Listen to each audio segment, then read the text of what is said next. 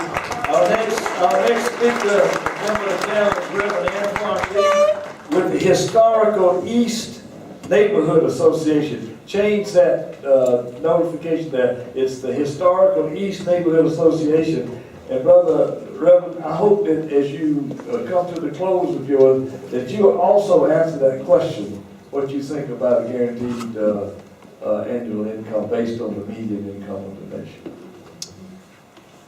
Thank you for the introduction, and thank you so very much for everything that I've heard so far.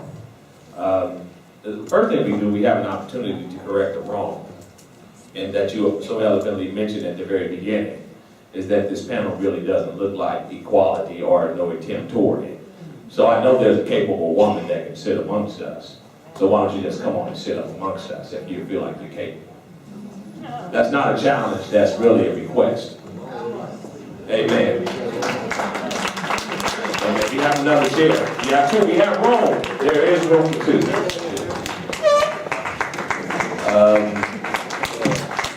All right, here's a chair right, here's a chair right here. A chair right here. And I realize that I may have cut down my minutes because we have more people. I don't think you cut that in a minute. All right. Sort of with what the Reverend is saying, that's what Jesus was saying, that the poor will always be amongst us. But there's always been, since the existence of humanity, a poor people's movement. Whether it was prominent or whether it was stagnated, poor people have always needed someone that will speak on their behalf.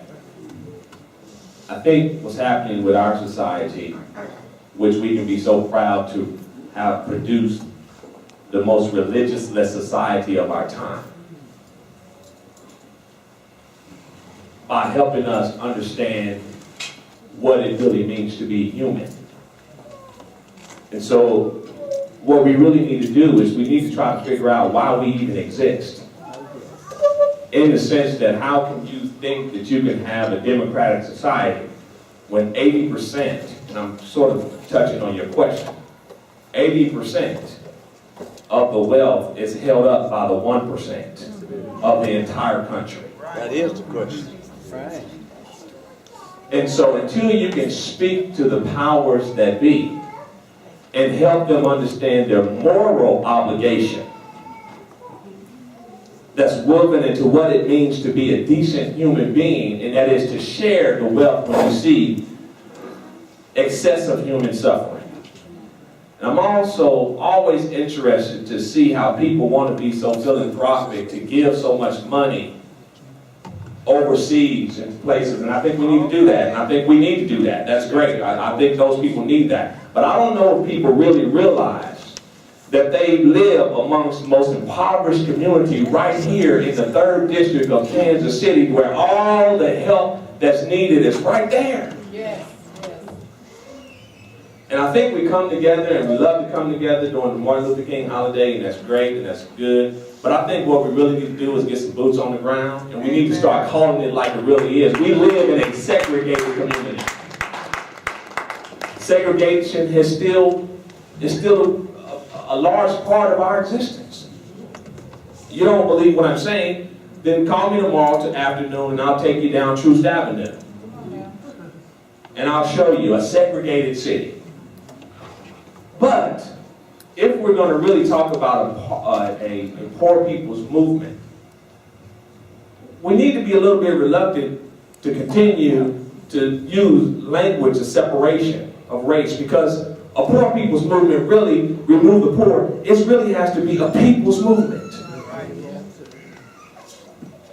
We have to work together with unifying interest. And we have to realize that the thing that binds us together is humanity and common decency. And that every man and woman has a right to dignity. We need to speak to the moral fiber of our community. And we need to understand that we are a people that are scattered in our thinking. We hardly can agree on anything. Especially who who God is and what God has come to do for us, we can't agree on that. And so I hope to be of some service. I'm going to pass the microphone at this time. The Historical East Neighborhood Coalition is an organization that is comprised of 10 neighborhood coalitions, and we're trying to solve some of our community problems by way of unifying our interests. Could you address the issue? What do you think about that? A guaranteed annual income based on the median wage. If we took the activity to begin as people to demand that, do you think that's something that would work? You know, I come from a business background. I'm talking about putting your feet on the ground. And I always think that anytime that we can serve and work towards some sort of medium, some sort of equality for all people, for common decency, it's always a good thing.